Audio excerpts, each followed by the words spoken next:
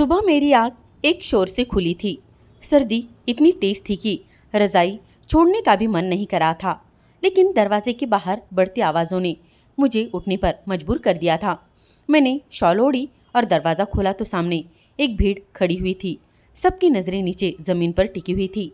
मैं आगे बढ़ी तो देखा एक नवजात बच्ची लाल कपड़े में लिपटी ज़मीन पर रो रही थी। एक महिला बोली, पता नहीं किसका पाप है जो रात के अंधेरे में यहाँ छोड़ गया है। दूसरी ने कहा, प्यार मोहब्बत के बदनाम होकर किसी ने ये नाजायज़ बच्चा मंदिर के पंडित जी के घर के सामने छोड़ दिया है। किसी ने तो यहाँ तक ये भी कह दिया कि इसे कचरे में फेंक देना चाहिए। अगर ऐसी गंदगी पालते रहेंगे तो फिर देखना एक दिन ऐसे ही बार बार हमें देखने पड़ेंगे। मैंने झुककर उस बच्ची को गोद में उठा लिया। वो बहुत ही कमज़ोर थी और कांपती सांसें ले रही थी। मैंने सबको वहाँ से चले जाने को कह दिया और दरवाज़ा बंद कर दिया। उस समय मेरे पति पंडित गोविंद किसी काम से गए हुए थे। मैंने सोचा जब वे लौटेंगे तो उनसे बात कर लूँगी, लेकिन मन के किसी कोने में मुझे एहसास था कि वे कभी भी इस बच्चे को स्वीकार नहीं करेंगे। मेरी शादी को पूरे 15 साल बीत चुके थे, लेकिन मुझे संतान का सुख नहीं मिला था।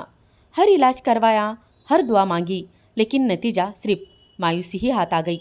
इस बच्ची को देखकर मेरे भीतर एक अजीब सी ममता जाग उठी थी। लगा जैसे बरसों से सूनी आंगन को कोई खुशबूदार उतार आई हो और कोई मेरी झोली भरने आया हो। अगले 3 दिन मैंने उसकी देखभाल ऐसे की जैसे वो मेरी अपनी संतान हो। चौथे दिन जब पंडित जी गांव से लौटे और बच्ची को देखा तो उनका चेहरा बदल गया। उन्होंने तेज आवाज़ से पूछा, ये कौन है? मैंने शांत स्वर में कहा, सुबह दरवाजे पर मिली थी, बहुत ही बीमार थी। मुझे लगा कि ये भगवान की तरफ से एक परीक्षा है। वो गुस्से में बोले, तुम्हें क्या अधिकार है बिना पूछे किसी की गंदगी को घर में लेने का? अपनी संतान तो कोई इस तरह नहीं छोड़ता। मैंने जवाब दिया, आप भगवान के सेवक हैं, इस तरह की बातें कैसे कर सकते हो? उन्होंने नज़रें फेर ली और कहा, ये बच्ची यहाँ एक दिन भी नहीं रह सकती। मैं चुप हो गई। रात भर उस बच्चे को सीने से लगाए मैं सोचती रही, अगर मैंने भी दूसरों की तरह उसे ठुकरा दिया तो क्या भगवान मुझसे प्रसन्न होंगे? क्या मुझसे खुश होंगे? मेरे दिल में बहुत ही अजीब सी कसक उठी थी। मेरे दिल ने कहा कि मैंने जो किया वो सही ही किया। अगले दिन पंडित जी सख्ती लहजे में कहने लगे कि इसे अनाथालय में छोड़ाओ, लेकिन मैंने साफ मना कर दिया। मैंने कहा कि यह अब मेरी जिम्मेदारी है, भगवान ने दी है, भगवान यही रखेगा इसे। वे नाराज़ हो गए और कई दिनों तक उन्होंने मुझसे बात तक नहीं की। लेकिन मैंने बच्ची को नहीं छोड़ा। उसका नाम मैंने परी रखा और रोज़ उसके लिए प्रार्थना करती रही। पड़ोसी अब भी पीठ पीछे बातें करते, लेकिन मैंने उनकी बातों पर बिल्कुल भी ध्यान नहीं दिया। बच्ची रातों को रोती तो पंडित जी झुलस जाते, कई बार मुझे डांट देते, मगर मैं चुपचाप रहती। मैं जानती थी कि जिस दिन ये बच्ची मेरे दिल से निकल जाएगी वो दिन मेरी आत्मा की मृत्यु की वही दिन होगा। 2 हफ्ते बीत गए। बच्ची अब कुछ बेहतर हो गई। उसके चेहरे पर चमक आ गई थी। मेरी दुनिया बदल चुकी थी। हर चीज़ जैसे उस नन्ही जान के इर्द गिर्द घूमने लगी थी। एक दिन मंदिर से आने के बाद पंडित जी ने कहा, पड़ोसी बातें मना रहे हैं, अब भी समय है, इसे छोड़ दो। मैंने जवाब दिया, अगर आपको भगवान की इच्छा स्वीकार नहीं तो कम से कम मेरी भावनाओं को तो समझ लो। पंडित जी चुप हो गए और फिर कुछ नहीं कहा और अंदर चले गए। मैंने चुपचाप बच्ची के लिए छोटे छोटे कपड़े भी सिलवाए और इतना अच्छा झब्बा बनाया। वो बहुत ही खुश हो गई और रोज़ उसे मैं लोरी सुनाने लगी। जब वो मुझे देखकर मुस्कुराती, ऐसा लगता जैसे सारी दुनिया मेरे कदमों में रख दी गई हो। एक रात बच्ची ने बहुत ही रोना शुरू कर दिया। शायद पेट में दर्द हो रहा था। मैं उसे सीने से लगाकर सुलाने लगी। उस समय पंडित जी कमरे से निकलकर गुस्से में बोले, ये क्या तमाशा लगा रखा है तुमने? तुम्हें अंदाज़ा नहीं कि मोहल्ले वाले क्या कह रहे हैं? तुम एक पाप को पाल रही हो। मैंने धीरे से कहा, अगर ये पाप है तो क्या भगवान हमें उसकी परीक्षा नहीं डालेगा और उसमें नहीं लेगा? आप धर्म की बातें करते हो, क्या धर्म में अनाथ पर दया करने का पुण्य नहीं बताया गया? पंडित जी चुप हो गए, मगर उनके चेहरे पर कठोरता साफ दिखाई दे रही थी। सुबह की प्रार्थना के बाद वे मंदिर चले गए और दोपहर तक वापस ही नहीं आए। मैं जानती थी कि वे कुछ सोच रहे हैं। शायद उनके दिल में कहीं कोई कोमल भावना जाग रही थी, मगर वे उसे स्वीकार नहीं करना चाहते थे। इसी दौरान मेरी सहेली मेरे घर आई। वो जानती थी कि मैं कितने सालों से संतान के लिए तड़प रही थी। जब मैंने परी की बात कही तो वो भावुक हो गई। कहने लगी, ये भगवान की कृपा है जो तुझे इस बहाने माँ बनने का सुख मिला है। उसने बच्चे के लिए एक नन्हा फ्रॉक उपहार में दे दिया और कहा, माँ बनने के लिए सिर्फ जन्म देना जरूरी नहीं होता। उस दिन मेरे दिल को बहुत ज़्यादा सुकून मिला था। रात को पंडित जी वापस आए। उनके हाथ में मंदिर की कुछ किताबें थी। वे सीधा अपने कमरे में चले गए। मैंने खाना रखा मगर वे नहीं निकले। मैं जानती थी कि उनके अंदर कुछ टूट रहा है, मगर वे उसे मानने को इनकार कर रहे थे। अगले दिन सुबह उन्होंने कहा कि वे परी के लिए कोई और इंतजाम करना चाहते हैं। मैंने हिम्मत जुटाकर कहा, अगर आपको मेरी बात पर विश्वास नहीं है तो किसी दिन भगवान आपको संकेत अवश्य देंगे जो आपके दिल को बदल कर रख देगा। कुछ दिन इसी तरह उधेड़ बुधेड़ में गुजर गए।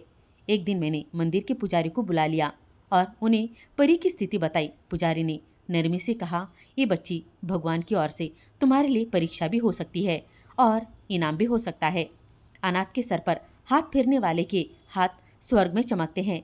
पंडित जी सर झुकाए सुनते रहे लेकिन कुछ नहीं बोले। कुछ दिनों बाद परी को बुखार हो गया था। मैं उसे लेकर अस्पताल चली गई।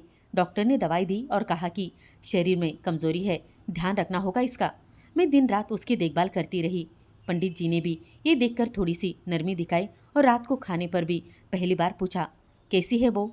मैंने कहा, अब बेहतर है, लेकिन उनकी आंखों में अभी भी पूरी स्वीकृति मुझे नहीं नजर आ रही थी। एक दिन मंदिर की समिति बैठी हुई थी। पंडित जी के लिए भत्ते बढ़ाने का निर्णय हुआ। साथ ही एक श्रद्धालु ने बताया कि मंदिर वालों ने एक प्लॉट खरीदा है जिस पर पंडित जी के लिए मकान बना दिया जाएगा। ये सुनकर पंडित जी बहुत ही ज़्यादा प्रसन्न हुए थे। जब वो घर आए तो पहली बार उनके चेहरे पर मैंने मुस्कान देखी थी। उन्होंने बताया कि भगवान की कृपा हुई है, मंदिर वालों ने सेवा के बदले मकान देने का वादा किया है। मैंने कहा, आपने देखा, ये बच्ची हमारे लिए सौभाग्य लेकर आई है। उन्होंने नजरें चुरा ली और कोई भी जवाब नहीं दिया। उस समय मुझे एहसास हो गया कि सच्चाई कभी कभी इंसान के सामने होती है, लेकिन वो अपने अहम से, अंधेपन से उसे देखने से इनकार कर देता है। 1 महीने में पंडित जी की शक्ति कुछ कम नहीं हुई थी। वे कभी भी बच्चे को दूर से देख लेते तो थोड़ा सा मुकर जाते, लेकिन पास आने की हिम्मत नहीं करते। एक दिन समिति के पैसे निकले और उसकी खबर मुझे सुनाई दी। दिल में अजीब सी खुशी मेरी भर आई थी।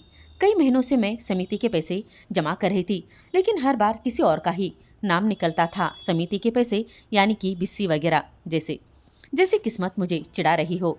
इस बार जब नाम मेरा निकला तो लगा जैसे भगवान ने मेरी यात्रा सफल कर दी हो। 5 लाख रुपए मिले थे। सबसे पहला ख्याल परी के लिए ही आया था। उसके दवाइयाँ, कपड़े और कुछ ज़रूरत की चीज़ें जो अब तक मैं टाल रखी थी, उन्हें पूरा करने की मैंने ठान ली। उसी दिन पंडित जी भी मंदिर से लौट आए थे। मिठाई का हाथ में उनकी डिब्बा था। मैंने हैरत से पूछा, ये खुशी की बात है? उन्होंने कहा, मंदिर के लोगों ने मिलकर ये निर्णय लिया है कि अब हम किराए के घर में नहीं रहेंगे। वे लोग चाहते हैं कि हमारे लिए एक निजी मकान बनाया जाए। मंदिर के पास ही एक ज़मीन खरीदी गई है। उन्होंने कहा, ये सेवा का इनाम है। मैं चुप रही, लेकिन मेरे दिल में एक आवाज़ बार बार उठ रही थी और वो ये कह रही थी कि सब कुछ परी की वजह से ही हो रहा है।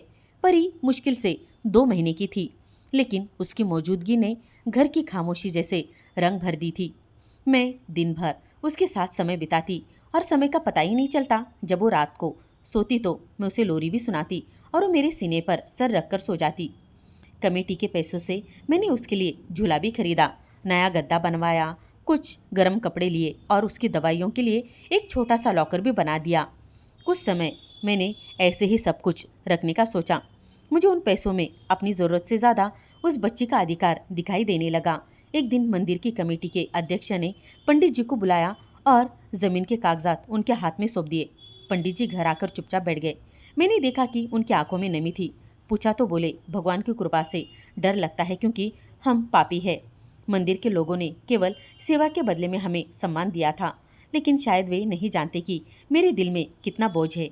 मैंने चुपचाप उनका हाथ अपने हाथ में लिया और कहा, अगर दिल में बोझ महसूस हो रहा है तो उसे स्वीकार कर लेना चाहिए। इनकार करना जिद होती है। पंडित जी कुछ क्षण चुप रहे, फिर बोले, तुम्हारी जिद ने ही मुझे आज इस मुकाम तक पहुंचा दिया है। अगर मैं होता तो शायद कब का परी को कहीं छोड़ आता।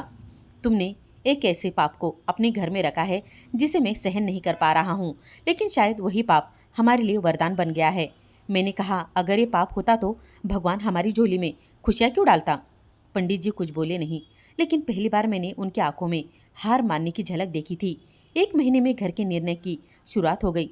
मंदिर के लोग हर रोज़ आकर काम देखते और पंडित जी से आशीर्वाद लेते। मैं भी उनके साथ खड़ी रहती, लेकिन मेरे दिल में वही शांति और खुशी शामिल थी। जिस बच्ची को सब नाजायज कह रहे थे, उसी की वजह से हमारा घर बन रहा था।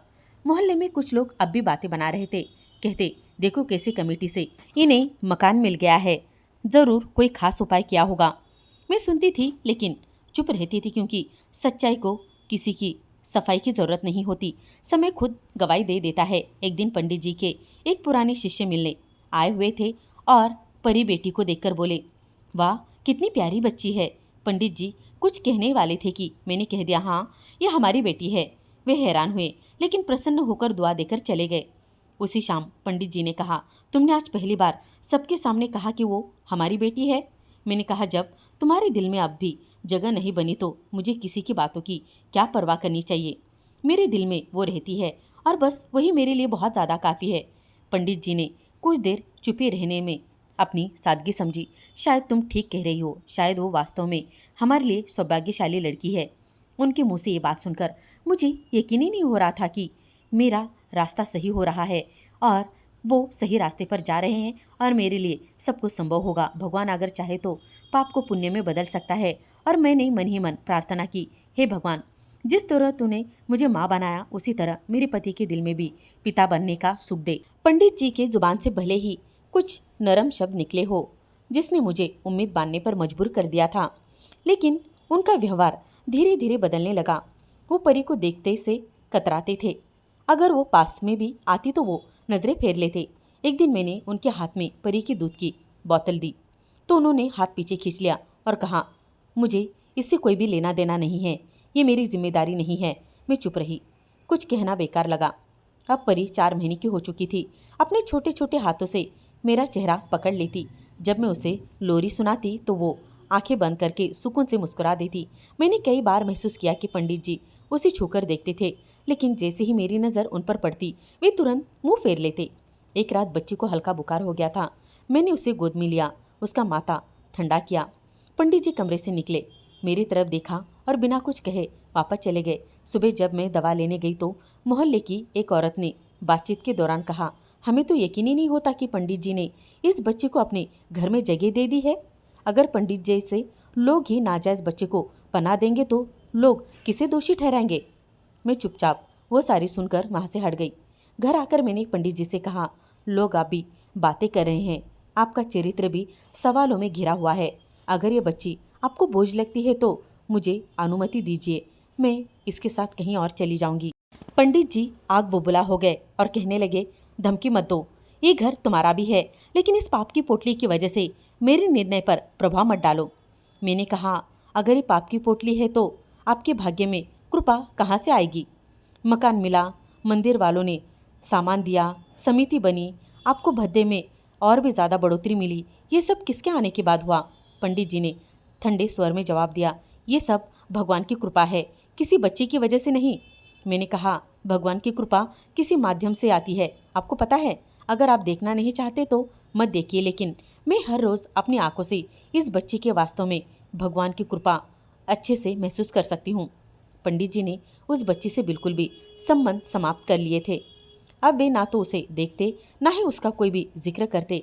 एक दिन बच्ची के रोने पर वो भड़क उठे, बोले, ये रोना चिल्लाना अब मेरे सहनशीलता से बाहर हो रहा है, इसके लिए किसी और स्थान की व्यवस्था करो। मैंने चुपचाप बच्ची को अपने सीने से लगा लिया और धीरे धीरे उसे लोरी सुनाने लगी। उस समय पंडित जी के मठ का एक छात्र हमारे घर पर आया था। मैंने देखा कि वे उसके लिए चिंतित हो रहे थे, अस्पताल के चक्कर लगाए हुए थे, दवाइयों की व्यवस्था की प्रार्थना करने लगे थे। मैंने उनसे कहा, आपको दूसरों के बच्चों की इतनी ज़्यादा परवाह है, संवेदन रखते हैं, लेकिन जो बच्चे आपके घर में है उसके लिए आपके दिल में थोड़ी सी भी कोमलता नहीं आती। पंडित जी बोले, वो छात्र है, अच्छे कार्यों में लगा हुआ है और ये बच्ची ना जाने किस चरित्रहीन का खून लगती है। मैंने कहा, खून का निर्णय आप नहीं कर सकते, भगवान करता है। आप होते कौन हो किसी का निर्णय करने वाले। शायद वो भगवान आपके दिल की परीक्षा ले रहा हो, वो देखना चाहता हो कि आप किसको सिर्फ धर्मशास्त्र से तोलते हो या इंसानियत से भी तोलते हो। बातों का उन पर कोई भी असर नहीं हो रहा था। उनकी कठोरता दिन ब दिन बढ़ती जा रही थी। वे पूजा पाठ के बाद लंबी भाषण देने लगते। मंदिर में बच्चों को धर्म सिखाते, लेकिन घर आते ही एक अजनबी इंसान बन जाते। बच्चे रेंगते हुए उनके कदमों की तरफ चली जाती, पर हर बार वे उसे अनदेखा करते या दूर हटाने की कोशिश करते। एक शाम बच्ची ने चलते चलते उनकी टोपी पकड़ ली। वे चौंक गए और तुरंत टोपी खींचकर बोले, इसे मत छुओ। मैंने देखा उनकी आंखों में हल्की सी बेचैनी थी, जैसे वे कुछ महसूस कर रहे हो मगर उस भावनाओं को झटक रहे थे। मोहल्ले के कुछ शिष्य एक दिन उस बच्ची को मेरी गोद से देखने लगे और बोलने लगे, हमें दे दो, पंडित जी की बेटी लगती है। वाह, पंडित जी तुरंत बोले, मेरी नहीं है। मैंने चुपचाप बच्ची को सीने से लगा लिया और मन ही मन सोचा कि जिस बच्ची को आप दुनिया के सामने अपनाने से इनकार कर रहे हो, वही बच्ची एक दिन आपकी पहचान बनेगी। एक दिन इसी तरह हम बातें करते करते रह गए और दिन इसी तरह बीत गए। पंडित जी अब उसके पास भी से गुजरते नहीं थे। मैं अंदर ही अंदर टूटती जा रही थी, लेकिन पंडित जी के व्यवहार में कोई भी नरमी महसूस नहीं हो रही थी। मैं परी को सीने से लगाए दिन ब दिन ऐसी परीक्षा से गुजर रही थी। इसी दौरान मेरे शरीर में कुछ बदलाव महसूस होने लगा। शुरू में मैंने इस बात को अनदेखा किया, लेकिन जब चक्कर आने लगे तो खाने की खुशबू से उल्टी जैसा महसूस होने लगा।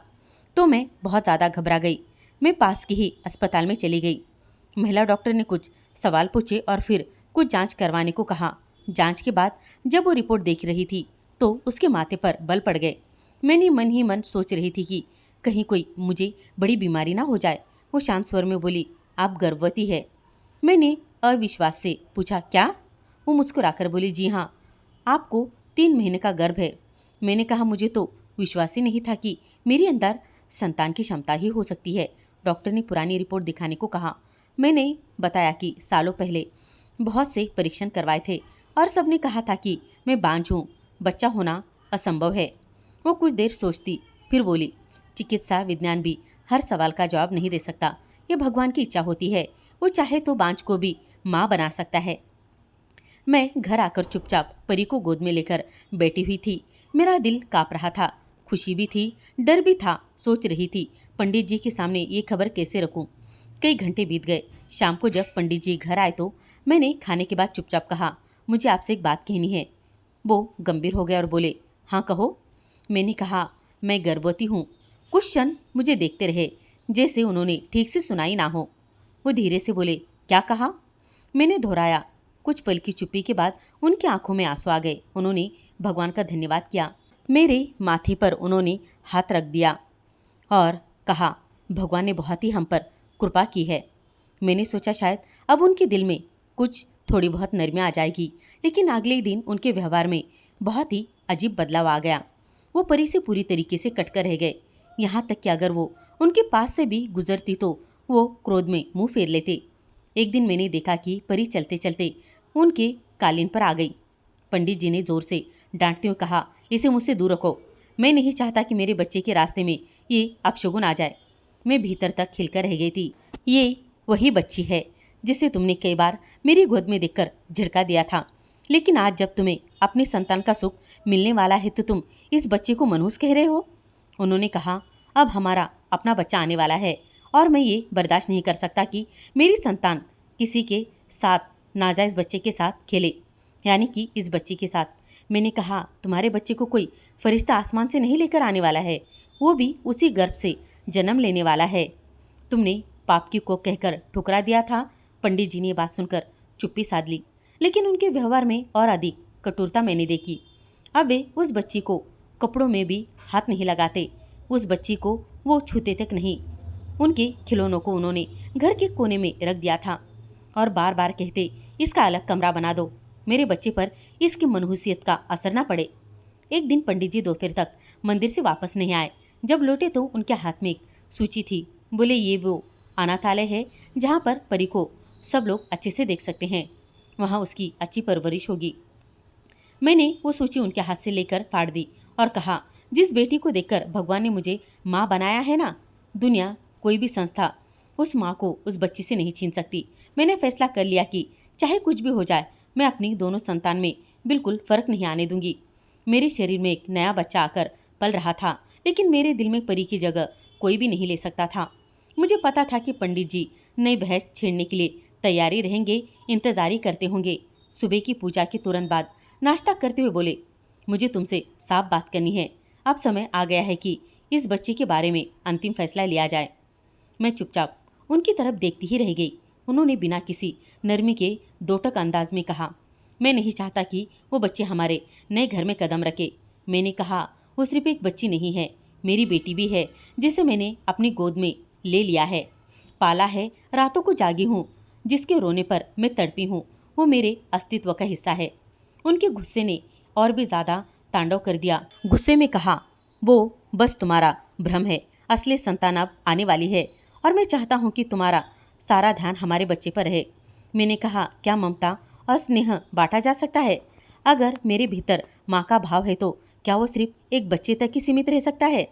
पंडित जी ने गुस्से में खाना समेटते हुए कहा, मैं अब और बहस नहीं करना चाहता, या तो बच्ची इस घर में रहेगी या मैं। मैंने सब सुन लिया लेकिन चुप रही, क्योंकि अब मेरे पास कहने को कुछ भी बचा ही नहीं था। अगले दिनों तक वो मुझसे बात नहीं करते रहे। कई दिन ऐसे बीत गए। परी को मेरे कमरे में बंद कर दिया था। जब भी वो बाहर निकलती, पंडित जी रास्ता बदलते या वापस लौट जाते।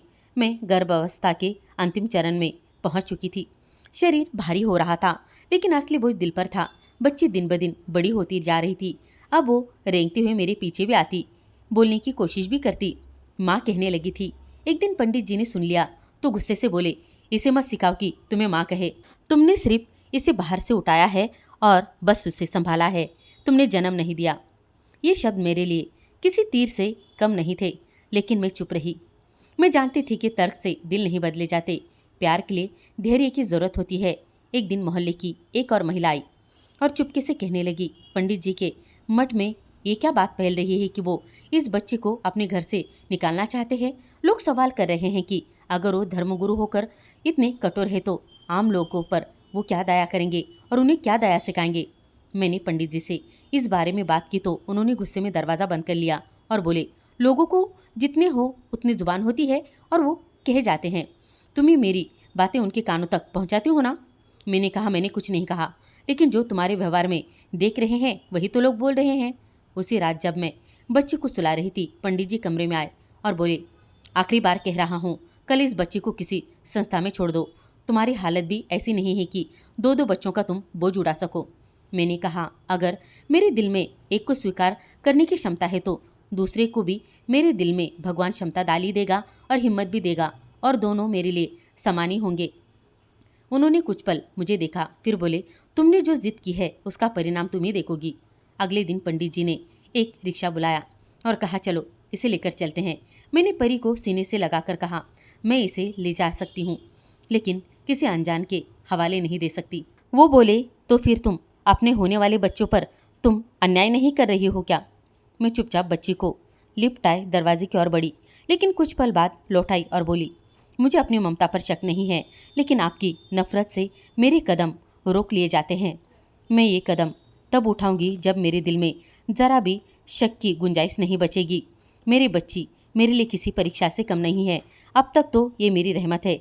पंडित जी ने दरवाज़ा बंद करते हुए कहा, फिर याद रखना, अब मैं इस बच्ची के लिए कोई दया नहीं करूँगा। मेरी तरफ से वो इस घर में नहीं है। मैंने अपने ससुराल वालों से तभी सलाह लेने का निश्चय किया।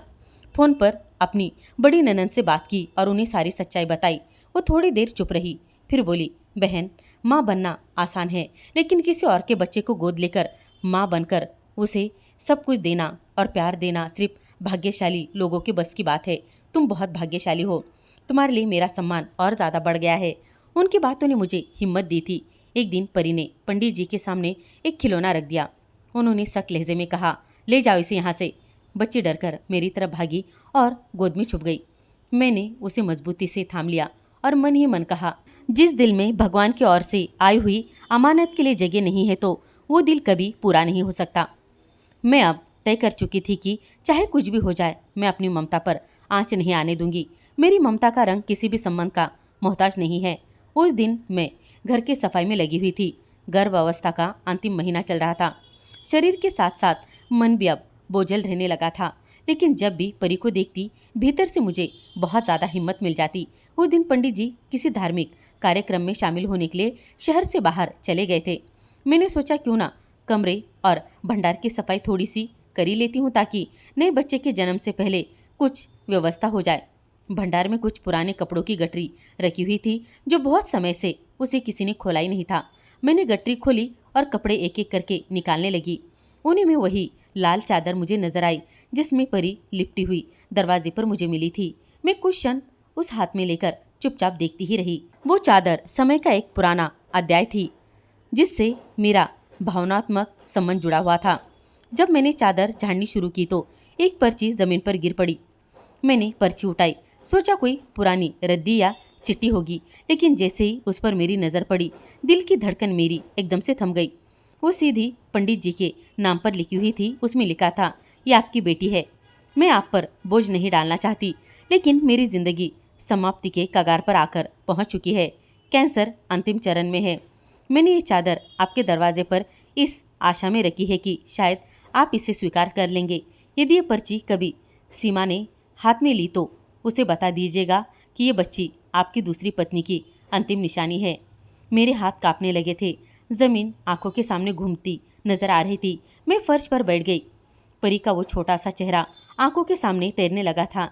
वो बच्ची जिसे मेरा पति हर दिन पाप की संतान कहता था, अवित का ताना देता रहता था, वही उनकी अपनी संतान निकली। मैं देर तक भंडार में बैठी रही। ना रोना आ रहा था, ना आवाज़ निकल रही थी। वो पल ऐसा था जैसे मेरे भीतर की सारी दुनिया और सारी शांति खत्म हो चुकी थी। मैंने पर्ची को सीने से लगा लिया और फिर चादर को दोबारा लपेटकर वापस रख दिया जैसे कोई पवित्र वस्तु हो। पंडित जी शाम को घर लौटे। उनके चेहरे पर थकान थी, लेकिन मैंने बात टालनी नहीं चाहिए।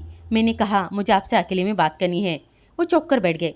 मैंने धीरे से चादर और पर्ची उनके सामने रख दी और कहा, मैंने ये भंडार की सफाई के दौरान निकाली है। पढ़ लीजिए और फिर स्वयं निर्णय कीजिए कि आप किसके साथ हैं। पंडित जी ने पर्ची पढ़ी और पढ़ते ही उनके चेहरे का रंग एकदम से बदल गया। वो चुप हो गए। कुछ देर तक पर्ची को घूरते रहे, फिर चादर को छुआ और तुरंत हाथ पीछे खींच लिया। उनकी आंखों में पहली बार मैंने बेबसी देखी थी, जो किसी बड़े अपराध के बाद आंखों में उतर आई थी। मैंने कहा, जिस बच्ची को आप पाप कह रहे थे वो तो आपकी शादी का परिणाम है। आपने मुझसे दूसरी शादी की बात छुपाई क्यों? लेकिन इस मासूम का क्या दोष था जो आपके दरवाजे पर छोड़ दी? पंडित जी ने अपनी नजरें झुका ली, फिर धीरे धीरे बोलने लगे। उन्होंने बताया कि एक धार्मिक कार्यक्रम के दौरान उन्हें शादी के लिए मजबूर किया गया था। लड़की की बारात नहीं आई थी और माहौल बदनाम हो रहा था। मुझसे कहा गया कि शादी कर लो ताकि लड़की की इज्जत बच सके। मैंने चुपचाप वो शादी कर ली। वो लड़की बीमार थी। शुरू में पता नहीं चला, बाद में मालूम हुआ कि उसे कैंसर है। मैं हर 2 महीने में उसे थोड़े पैसे दे दिया करता था और ये तय हुआ था कि ये सब राज रहेगा, तुम्हें कभी पता नहीं चलेगा। लेकिन जब वो लड़की अपने आखिरी दिनों में थी, मैं उसे देखने गया, मगर वो वहाँ नहीं थी। रिश्तेदारों ने कहा कि शायद वो कहीं चली गई है या भगवान को प्यारी हो गई। मैं खाली हाथ लौट आया। मुझे नहीं पता था कि वो बच्ची को जन्म दे चुकी है और उसे मेरे घर छोड़ आई है। मैंने पंडित जी से कठोर लहजे में कहा, आपने अपनी पत्नी पर भरोसा नहीं किया, लेकिन इस बच्ची पर तो दया कर लीजिए। क्या भगवान के भक्त ऐसे होते हैं? क्या अपनी संतान को सिर्फ इसलिए ठुकरा दिया जाता है कि वो आपकी दूसरी जिंदगी की निशानी है? पंडित जी रोने लगे, कहने लगे, मैं खुद को कैसे माफ़ करूँ? मैंने इसे हर दिन पराया कहा, पाप कहा, लेकिन तुम्हें रोका, डराया, तुम्हारे मातृत्व पर संदेह किया और वे मेरी अपनी बेटी निकली। मैंने कहा, अब फैसला आपके हाथ में है। आप उसे पाप की कोठरी कहेंगे या घर से निकालना चाहेंगे? अब बताइए क्या करना है। आप ही कहिए। आपकी अपनी बेटी, आपके शादी के वंश की, जो आपने ही पैदा की है, क्या उसे घर से निकाल देंगे? पंडित जी कुछ नहीं बोल सके। वे कुर्सी पर बैठे रहे और चेहरा हाथों में छुपा लिए। मैंने एक पर्ची उनके सामने रखी और कहा, जिस दिन ये चादर आपके दरवाजे पर रख गई थी, उसी दिन भगवान ने आपकी परीक्षा शुरू कर दी थी, और जिस दिन आपने उस बच्ची को पराया कहा, उसी दिन भगवान ने आपके दिल को थोड़ा सा खाली कर दिया। पंडित जी उठे, चादर को हाथ में लिए और बोले, मैंने बहुत बड़ा अन्याय किया है। मैंने ना सिर्फ इस बच्चे को ठुकरा, बल्कि उस स्त्री की अंतिम अमानत को भी धरती पर रख दिया। मैंने कहा, ये समय माफ़ी मांगने का नहीं है, उस माफ़ी को सुधार करने का है। यह बच्ची आपको अभी भी पिता कहने को तैयार है। बस दिल का दरवाज़ा खोल दीजिए। वो मासूम है और भगवान ने उसके माध्यम से हमें सम्मान, घर, संतान सब कुछ दिया है। उसी पल परी अंदर आई और आकर पंडित जी के चरणों में लिपट गई। उसके नन्हे हाथों को देखते रह गए। और वो धीरे से उसे उठाने लगे और उठाकर उसे सीने से लगाया और जोर जोर से रो पड़े। जब पंडित जी ने परी को गोद में उठाया तो उनके चेहरे पर वो कोमलता लौट आई थी जो सालों पहले कहीं खो गई थी। वे उसके बालों में हाथ फेरने लगे मगर कुछ बोले नहीं। मैं चुपचाप दोनों को बस देखती रही। कई पल यूं ही गुजर गए। फिर उन्होंने बच्ची को गोद में ले लिया और मुझे भी उन्होंने वो बच्ची थमा दी और फिर एक कमरे के बाहर जाकर बैठ गए। माथे पर हाथ रखकर वो चुप हो गए। पंडित जी के मुँह से अपनी दूसरी शादी का सुनकर मैं भीतर से जैसे खाली हो गई। मैं कमरे में वापस आई, परी को गोद में लिया और खुद को संभालने की कोशिश करने लगी। पंडित जी कई बार मुझसे बात करने आए लेकिन मैंने कोई भी उन्हें जवाब नहीं दिया। मेरा दिल आक्रोश में ठहरा हुआ था लेकिन मैं चुप रही। मुझे मालूम था कि अगर मैंने मुंह खोला तो शायद ऐसे शब्द निकलेंगे जो कभी वापस नहीं ले जा सकते। रात को चरणों में जाकर भगवान के बस इतना मैंने कहा कि मेरे दिल को इतना मजबूत कर दे कि मैं अपनी शंका के बावजूद इस बच्चे को माँ की तरह पाल सकूं। मैंने उसे भगवान की इच्छा समझकर गोद लिया था और वो फैसला आज भी अटल है। मेरी ममता उस सच्चाई की मोहताज नहीं थी जो मुझे अब पता चली है। अगले दिन पंडित जी चुपचाप बैठे रहे। उन्होंने कहा, भोजन कर लो। लेकिन मैंने भोजन नहीं किया और वो लौटकर मेरे पास आकर बोले, अगर तुम चाहो तो मैं इस शादी को समाप्त कर दूं, तुम्हें छोड़ दूं या जो सज़ा देना चाहते हो वो मैं स्वीकार कर लूं। मैंने कहा, सज़ा मैं नहीं दूंगी, समय देगा।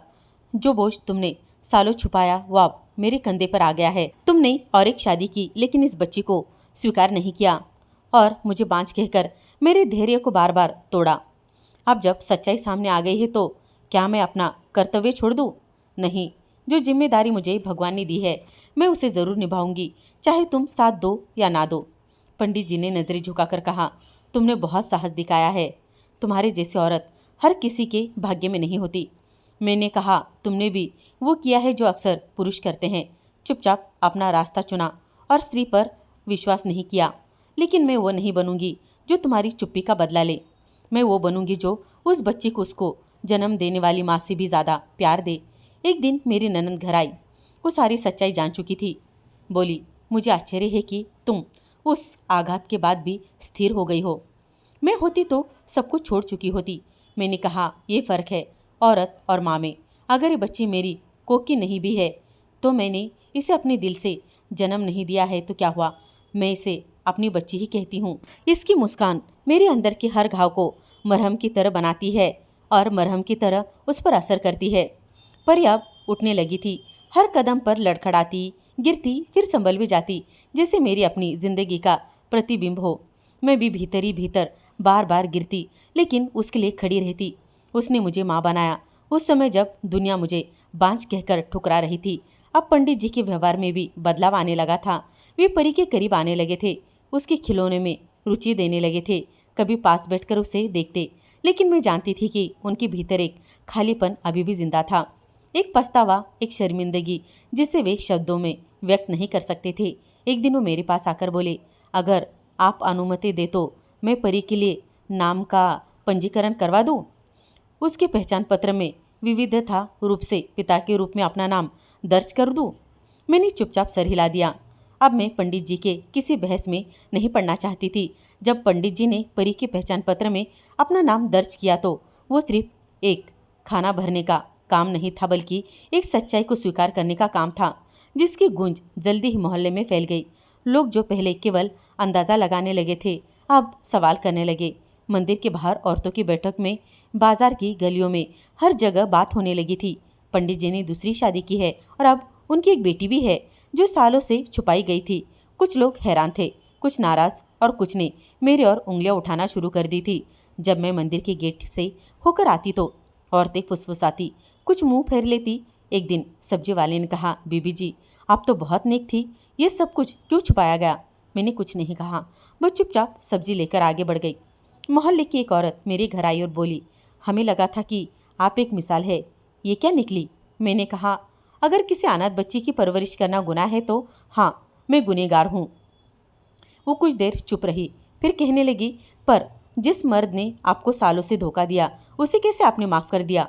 मैंने कहा, माफ़ करना इसलिए नहीं कि वो माफ़ी के योग्य नहीं था, बल्कि इसलिए कि मैं खुद को सुकून देना चाहती थी। अगर मैं बदला लेती तो शायद आज परी को माँ का प्यार नहीं मिल पाता। लोगों के सवालों से ज्यादा पंडित जी की चुप्पी मुझे परेशान करने लगी थी। वो घर आकर चुप रहते, मंदिर जाते, लेकिन आंखों में लगातार उनके मैं शर्मिंदगी देखने लगी थी। एक दिन मैंने कहा, अगर अब सब कुछ उजागर हो चुका है तो छुपाने का क्या फायदा है? मंदिर के लोगों से बात करो, सफाई दो। उन्होंने सर झुकाकर कहा, मैं हर दिन अंदर से टूट रहा हूँ, लेकिन जितना हौसला तुम रखती हो उतना मेरे बस की बात नहीं। इस दौरान मेरे गर्भावस्था के अंतिम चरण शुरू हो चुके थे। शरीर के साथ साथ मन भी बोझल होता जा रहा था। परी मेरे पीछे पीछे फिरती। अब वो बोलना सीख गई थी। छोटे छोटे वाक्य बोल रही थी। मेरी गोद में आकर सो जाती। एक दिन उसने पूछा, माँ, सब लोग हमें बुरा क्यों कहते हैं? मैंने कहा, बेटी, सच बोलने वालों को दुनिया हमेशा बुराई कहती है, लेकिन जो सच के साथ होता है उन पर भगवान का आशीर्वाद हमेशा होता है। अब मेरी हालत ऐसी हो चुकी थी कि मैं ज़्यादा देर तक खड़ी भी नहीं हो सकती थी। एक दिन जब मैं बाजार गई तो पीछे से किसी महिला ने आवाज़ दी और कहा कि ये वही महिला है ना जिसका पति दोहरी जिंदगी जी रहा था। मैंने पीछे मुड़कर नहीं देखा, लेकिन दिल के अंदर एक टिस मेरी जम गई थी। जब घर आई तो परी मेरे पास आई और मुस्कुराकर बोली, माँ देखो, मैंने चित्र बनाया है। वे कुछ उलझी हुई रेखाएं बना रही थी, लेकिन एक रूपरेखा जरूर थी। उसने उस चित्र में मुझे और खुद को साथ साथ बनाया था और बीच में एक दिल भी बनाया था और वो कागज अपने सीने से लगा लिया। कुछ दिन बाद मंदिर के मुख्य पुजारी, जो पंडित जी के वरिष्ठ थे, हमारे घर आए। उन्होंने कहा, बेटी, तुमने बहुत कुछ सहा है ना, लेकिन जो किया है वो हर हाल और हर महिला नहीं कर सकती। मैंने जवाब दिया, मैंने केवल अपना कर्तव्य निभाया है। उन्होंने कहा, तुमने एक टूटते रिश्ते को केवल संभाला ही नहीं है, बल्कि उसे नई जिंदगी भी दी है। ये बच्ची भले ही तुम्हारी अपनी संतान नहीं हो, लेकिन तुमने उसे जो संबंध से बनाया है, जो संबंध उसके साथ जोड़ा है, वह असल रक्त भी नहीं बना सकता।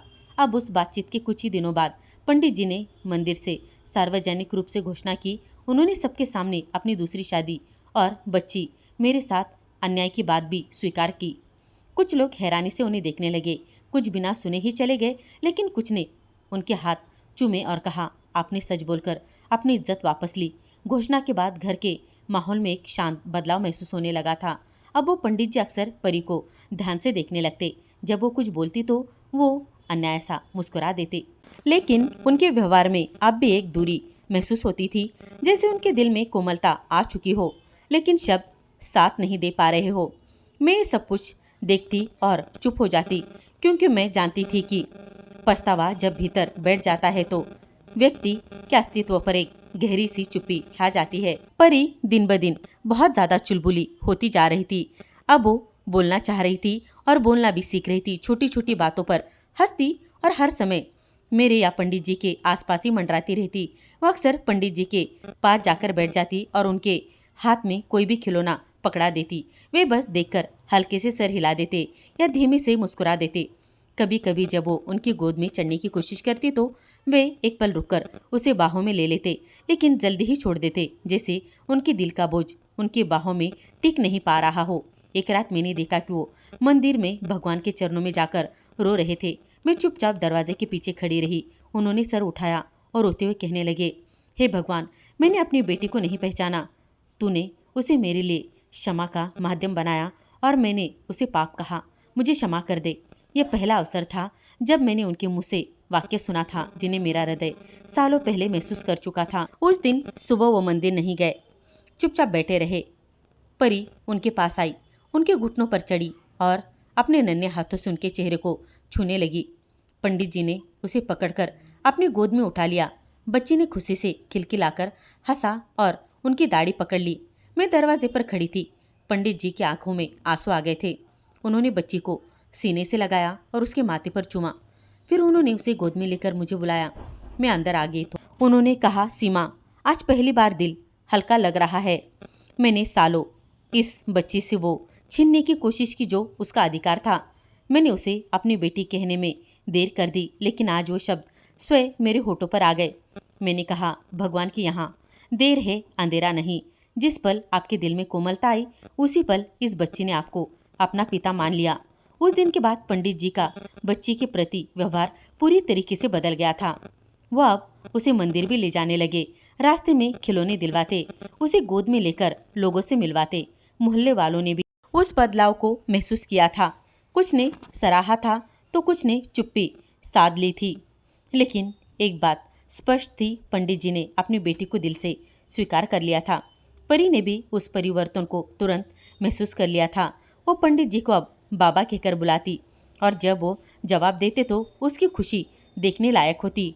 वो उनके कंधे पर सर रखकर सो जाती और मैं चुपचाप देखती रहती, जैसे वर्षों बाद कोई प्रार्थना पूरी हो चुकी हो। चंद हफ्तों बाद मेरा बेटा पैदा हुआ, स्वस्थ, सुंदर, शांत स्वभाव वाला। मैंने उसका नाम रक्षित रख दिया। जब मैंने परी को रक्षित के पास लेटाया तो उसने उसे चूमकर कहा, ये मेरा भाई है। मैंने हाँ में सर हिलाया। वो खुशी से तालियां बजाने लगी। मेरा दिल भर आया। मेरे लिए दोनों बच्चे एक जैसे थे। मैंने कभी उनमें कोई भेदभाव नहीं किया था, ना किसी से कम ना किसी से ज़्यादा किया था। पंडित जी भी नियमित रूप से दोनों बच्चों के साथ समय बिताते थे। कभी परी को मंदिर ले जाते तो कभी रक्षित को गोद में उठाकर लोरियां सुनाते। उन्होंने पहली बार अपने उपदेश में अनाथों पर कुछ कहा था, अपनी कोमलता से बात की थी। वहाँ के शिष्य हैरान रह गए थे। मोहल्ले वालों का व्यवहार भी धीरे धीरे बदलने लग गया था। जो औरतें पहले कानाफूसी में मेरा शंका और ज़्यादा बढ़ा देती थी, जिक्र किया करती थी, अब नमस्ते कहकर गुजर जाती। कुछ ने तो आकर माफ़ी भी मांगी। परी अब स्कूल जाने लगी थी। वो बाकी बच्चों से अधिक बुद्धिमान थी। मठ की बच्चों में भी उसका नाम सम्मान से लिया जाता था। पंडित जी ने उसके लिए विशेष धार्मिक शिक्षा का प्रबंध भी किया था और कहते थे, ये मेरी आंखों की रोशनी है। पंडित जी पहले से बिल्कुल बदल चुके थे। एक दिन मोहल्ले के कार्यक्रम में पंडित जी ने कहा कि कभी कभी भगवान हमारे दरवाजे पर ऐसा अमानत छोड़कर जाता है जो हमें परीक्षा लगती है, लेकिन वही परीक्षा हमारी जिंदगी पूरी तरीके से बदल देती है। लोग कर्मों का हिसाब नहीं पूछते, वे हमारे सच्चे व्यवहार से हमें पहचानते हैं। मैंने कभी दोनों बच्चों में भेद नहीं किया। अगर रक्षित के लिए खिलौना लाया तो परी के लिए भी मैं लेकर आता हूँ। अगर मैं रक्षित के लिए कपड़े लाता हूँ तो उसके लिए भी मैं लाता हूँ। दोनों मेरे दिल के कोने थे, अलग नहीं बल्कि एक मुकम्मल। अब हमारे घर में पहले से ज़्यादा शांति और सुकून महसूस हो रहा था। मुझे महसूस हुआ कि जो खामोशी वर्षों से दीवार में गूंजती थी वह अब प्यार की मुस्कान में बदल चुकी थी। मेरी कुर्बानी, मेरी खामोशी और मेरे सब्र का फल अब मुझे अपने बच्चों के चेहरे पर दिखाई देता। पंडित जी ने मंदिर की पुस्तकालय में परी के नाम से एक कोना समर्पित किया, जहाँ वे बच्चों के लिए योग्य किताबें रखते। उनका कहना था, मेरी बेटी सिर्फ गीता याद रखने वाली नहीं बनेगी, वो विद्वान बनेगी, धर्म और दुनिया दोनों का ज्ञान रखने वाली। एक दिन परी मेरे पास आई और, माँ, जब मैं छोटी थी तो आपने मुझे क्यों अपनाया? मैंने उसे गोद में लेकर कहा, बेटी, उस दिन भगवान ने मेरे दिल में तुम्हारे लिए माँ का दर्द डाल दिया था, और जिस दिल में भगवान कोई दर्द डाल देता है वो कभी गलत नहीं होता। पंडित जी परी के इस सवाल पर एक बात कही जो आज भी मेरे दिल से गूंजती है और निकलती है। जिस दिन मैंने अपनी बेटी को गोद में उठाया और रोया था, वो मेरी जिंदगी का पहला माफ़ी का लफ्ज़ था जो मैंने खुद से मांगा। महीने सालों में बदल गए। रक्षित स्कूल जाने लगा और परी मठ में और स्कूल में साथ ही जाने लगी थी, और परी बहुत ही ज़्यादा होशियार थी। मैं भीतर ही भीतर भगवान से प्रार्थना कर रही थी। मैं अक्सर शाम को आंगन में बैठकर सोचती, अगर उस दिन दरवाजे पर पड़ी उस बच्ची को देखकर दिल मोड़ नहीं लेता तो ये लोग उस बच्ची को किसी संस्था को सौंप देते, तो शायद आज भी मैं खाली झोली ही भगवान के सामने सवाल करती रहती। एक दिन परी मुझसे कहने लगी, माँ, क्या मैं आपकी अपनी नहीं हूँ? मैंने उसका चेहरा अपने हाथ में थामा और कहा, बेटी, अगर माँ बनना सिर्फ जन्म देना होता तो भगवान माँ का दर्जा उतना ऊंचा ना करता। मैंने तुम्हें दिल से जन्म दिया है, और दिल की कोख शरीर की कोख से कहीं ज़्यादा अधिक पवित्र और मजबूत होती है। मैंने दोनों बच्चों को बराबर प्यार दिया, बराबर पाला, और उनके बीच कभी कोई भेदभाव नहीं आने दिया। मुझे पता था कि अगर कहीं भी मैंने मोहब्बत में कमी की तो वो मेरी उपासना को कहा जाएगा। भगवान द्वारा दिए गए इस इम्तिहान में सिर्फ बातों से नहीं, कर्मों से भी सफल होना चाहती हूँ। समय बीतता गया, परी बड़ी होती गई, शिक्षित भी, धर्म और दुनियादारी में, ज्ञान में आगे बढ़ गया। मैं अक्सर सोचती हूँ कि जिस दिन मेरे दरवाजे पर वो नन्ही सी जान आई थी, अगर मैं उसे पाप का बोझ समझकर छोड़ देती तो ना मैं माँ बनती और ना ही स्त्री बन पाती, बस एक पत्थर बनकर रह जाती। यह कहानी मेरी नहीं, उस स्त्री की है जो अपनी ममता को किसी रिश्ते की मोहताज नहीं समझती और उसे बनने नहीं देती। यह उन माँ जैसी औरतों की कहानी है जो किसी बच्चे के सर पर हाथ रख देती है तो भगवान उनके सर पर अपना आशीर्वाद रख देता है। और ये संदेश उन सभी लोगों के लिए है जो रिश्तों को सिर्फ खून के पैमाने से मापते हैं। भगवान के यहाँ नीयत का खून से ज़्यादा पवित्र रिश्ता माना जाता है। यही मेरी जिंदगी का सच है। मेरी कहानी का अंत एक सीख है जो दुख तुम्हें दूसरों का लगता है वही तुम्हें भगवान के और करीब ले जाता है। और कभी किसी को पाप की कोठरी मत समझो, क्या पता वो तुम्हारे लिए रहमत का दरवाज़ा हो। तो दोस्तों, ये थी आज की कहानी।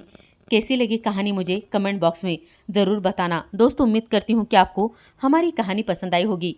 कहानी पसंद आई हो तो वीडियो को लाइक करें, चैनल पर नहीं हो तो चैनल को सब्सक्राइब करें और हाँ, नोटिफिकेशन बेल को ज़रूर दबाएं ताकि आने वाली अपडेट सबसे पहले आपको मिले। कहानी सुनने के लिए बहुत बहुत धन्यवाद दोस्तों।